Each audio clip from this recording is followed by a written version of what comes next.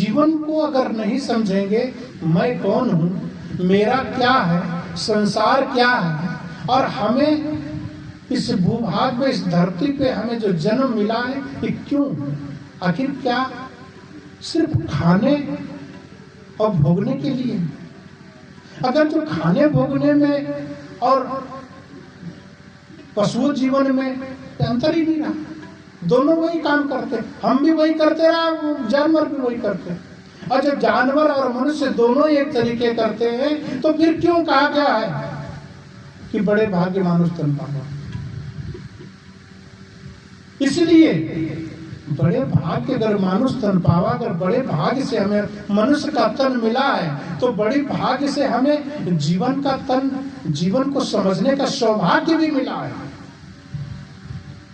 सदगुरु का मिलना भी बड़ी भाग्य से हुआ। अगर सदगुरु का मिलना बड़ी भाग्य से हुआ है तो उसे समझना भी बड़ी भाग्य से, उसको समझना भी जरूरी है।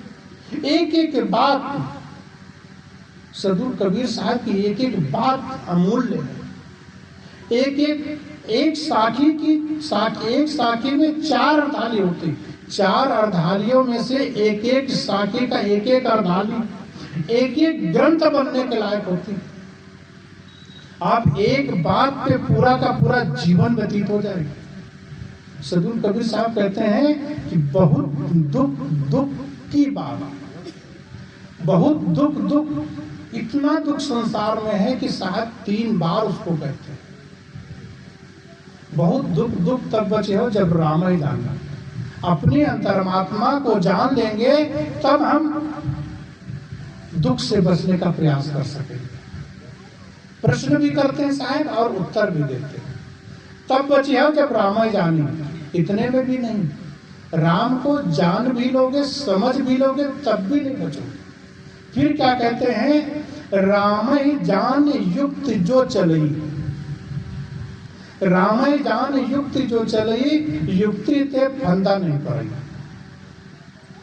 राम को जान करके और उसके युक्ति चला संसार, युक्ति अर्थात जीवन को समझ करके अगर जो हम चलेंगे तो हमारे जीवन में क्या कहते हैं, बिन रसरी गर सकलो बंदा, बिना रस्सी के अभी किसी को भी कह दे कि आप हमारे साथ में 10 दिन के लिए चलिए, साहब परिवार में बहुत गड़बड़ है, पत्नी बीमार है, बच्चे की पढ़ाई है, दुकान है, किसने बांधा आपको?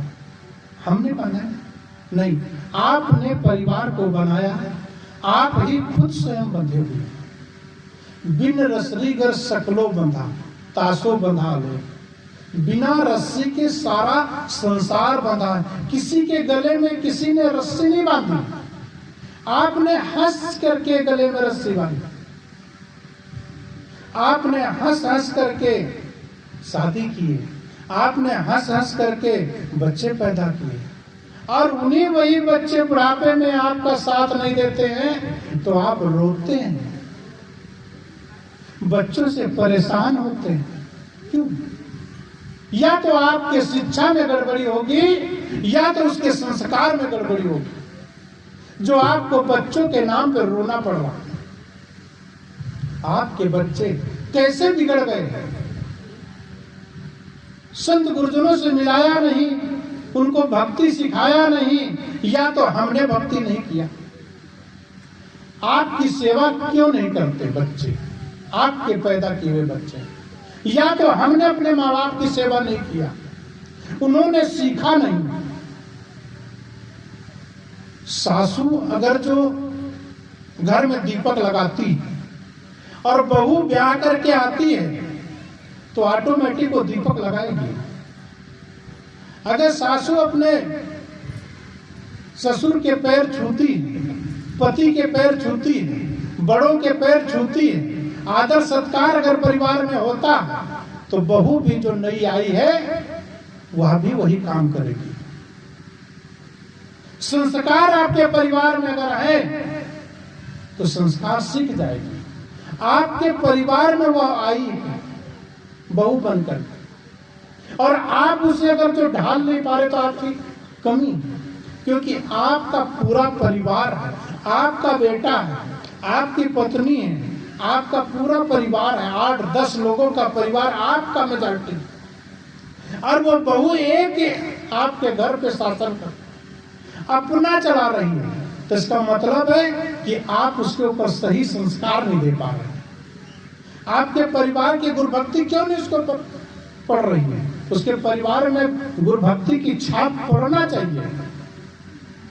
आप उसे मोड़ने का प्रयास नहीं कर रहे हैं, इसलिए उसे आप ब्याह करके लाए हैं, तो आप परिवार में ढालिए, सत्संग में ले जाइए, सदगुरु के आश्रम ले जाइए, सत्संग में बैठालिए, उसके मन को मोड़ने का प्रयास कीजिए, और प्रयास करके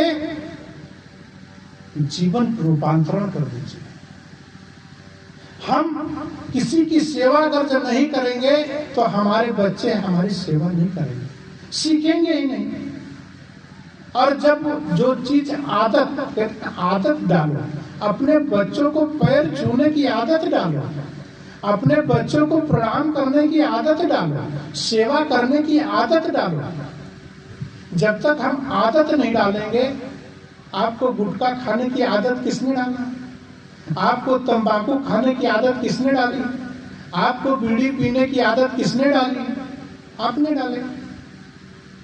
इतना अच्छा भोजन आपको मिल जाता है, लेकिन भोजन के पश्चात तुरंत बीड़ी पीने का ही आदत पड़ती है। हजारों रुपए का भोजन एक बीड़ी के लिए बेकार है। सड़ी गली तंबाकू, इतना अच्छा भोजन आपने किया है। अभी सदगुरु साहब का प्रसाद बना होगा, अगर भोजन करने के बाद तुरंत साइड में जाकर के तंबाकू खाने की आदत है तो तंबाकू खा लेंगे। आदत आपने तो डाली। इसलिए बच्चों में सेवा की आदत डाले,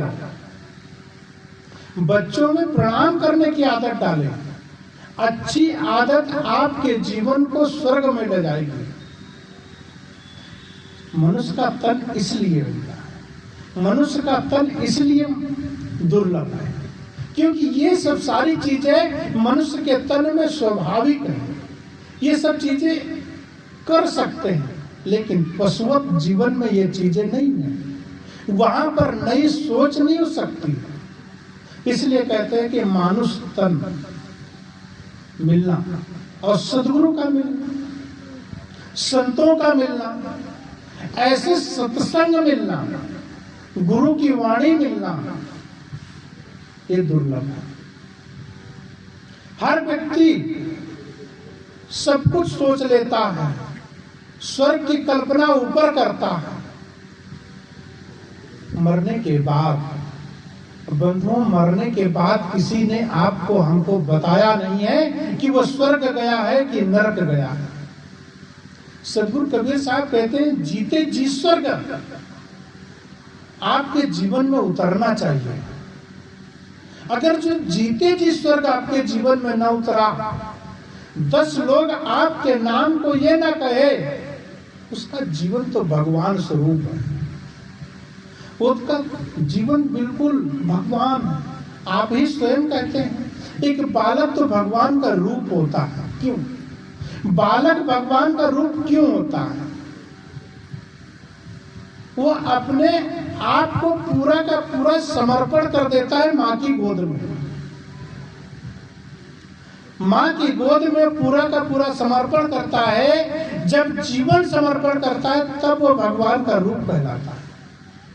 हम भी अगर जो अपने पूरा का शरीर, तन, मन, धन अगर गुरु के चरणों में समर्पण, और संत गुरुजन समर्पण करते हैं, तभी तो हम संतों को भगवान मानते हैं। जो हमसे न हो पाता है, जो हमने जीवन में साधना नहीं किया है, उस जीवन को वो संत गुरुजन चलते, संत गुरुजन वो जीवन को अपने जीवन में ढालते हैं, तब हम उन्हें भगवान कहते हैं, तब उन्हें हम गुरु का रूप देते हैं, पुरुष परमात्मा का रूप देते हैं। इसलिए जीवन को हम अगर समझेंगे तो हम जीवन को अच्छी तरीके से चलेंगे और जीवन को करेंगे। हमारा जीवन जो है ये परमार्थ और व्यवहार दो सीढ़ियों, दो, एक जिस तरीके से कहते नदी होती, नदी के दो पार्ट होते, एक इधर एक इधर, इस तरीके से एक इधर परमार्थ है, एक इधर व्यवहार है। व्यवहार और परमार्थ की सीढ़ियां दोनों अगर जो सुचारू रूप से चलेंगी तो हमारा जीवन स्वर्ग कहलाएगा, स्वर्ग बन जाएगा। जिस स्वर्ग की कल्पना हम ऊपर करते हैं वह स्वर्ग हमारे जीवन में उतरेगा, हमारे परिवार में उतरेगा। लेकिन कब? जब हम अपने परिवार के सदस्यों को, अपने पति को, अपने बेटे को, अपने देवर को, जेठ जेठानी को, उनको देवी देवता मानेंगे। अगर जो हम उनको देवी देवता माने, अपने घर को मंदिर समझें, पवित्रता हमारे मन में आ जाए। आप रोटी बनाती, अगर जो मन कहीं रोटी से अलग चला गया तो निश्चित है रोटी जल जाएगी, भात गल जाएगा।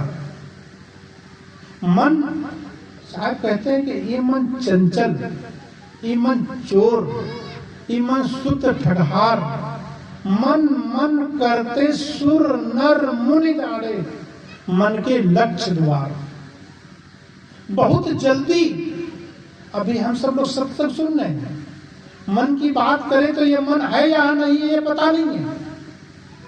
पता नहीं है धान काट रहा है कि कहीं किसी शहर चला गया है कि अपने मायके चला गया है, पता नहीं है ये यहाँ मन बैठा है कि नहीं बैठा है। सिर्फ शरीर तो बैठा है देखने के लिए, मन इतना बेईमान है जो कि आपको यहाँ बैठा करके सत्संग सुनाएगा, आपके शरीर को यहाँ सत्संग में लगा देगा और अपना चला। इसलिए मन पर काम करने की जरूरत है। इसलिए आप रोटी बना रही हैं, आप भात बना रही हैं, घर में आप कोई भी XYZ काम कर रही हैं, उसमें अगर जो पूरा का पूरा मन लगेगा तो वह भोजन प्रसाद कहलाएगा। क्यों? आश्रम में आते हैं तो हमें प्रसाद मिलता, वही तो दाल भात आपके घर में, वही तो चिरौंजी दाना आपके घर में, दुकान में भी ये सब। यहाँ पर उस दाल भात में भाव छिपा हुआ, दाल भात में, सब्जी रोटी में भाव छिपा हुआ है। मन पूरा का पूरा लगा है, भक्ति का रस पड़ा हुआ वहां पर। इसलिए वह आज 2 से 3 घंटे यहाँ पर बैठ करके सत्संग सुन रहे हैं तो सब प्रसाद ही तो है। प्रसाद वह कहलाता है जिससे मन प्रसन्न हो जाए। आप दाल खाए, भात खाए, सब्जी खाए, कुछ भी, आपका मन प्रसन्न होना चाहिए। साधु संतों के आश्रमों में जाकर के मिर्च नहीं पड़ा है, नमक नहीं पड़ा है, न तो उसमें कुछ मजा आ रहा है, कुछ टेस्ट भी नहीं लग रहा, फिर भी खाते हैं और बाहर निकलते हैं, अपने घर में भी जाते हैं, बोलते बहुत अच्छा लगा। आपने सदगुरु श्री अभिलाष साहब का नाम सुना होगा। आज अभी कल और आज और कल 3 दिन का सत्संग चल रहा है, 3 दिन का भंडारा चल रहा है। मिर्च नहीं पड़ती, लहसुन प्याज नहीं पड़ता, सादा भोजन मिलता। सिर्फ सादा भोजन खा करके 3 दिन के बाद जब वापस आते हैं तो 3 साल उसका गुण गाते हैं। उतना अच्छा, उतना टेस्ट भोजन घर में क्यों नहीं मिलता? क्योंकि वहां भाव नहीं। उस भोजन को करके मन प्रसन्न हो जाता है, और उस भोजन करने के बाद जो उन्हें भजन का जो आनंद मिलता है, इससे भोजन में प्रसन्नता आती है, सुख उत्पन्न होता है। तो मैं कह रहा था ये जीवन का जो सुख और दुख का जो झमेला है, स्वर्ग और नरक का जो दिमाग के अंदर जो आपको फितूर चल रहा है, ये हटना चाहिए आपके जीवन के अंदर से। जिस स्वर्ग की कल्पना ऊपर कर रहे हैं, जो आपने सुन रखा है लोगों के माध्यम से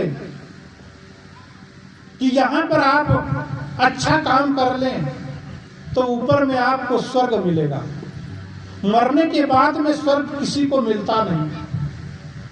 जीवन जीते ही आपका जीवन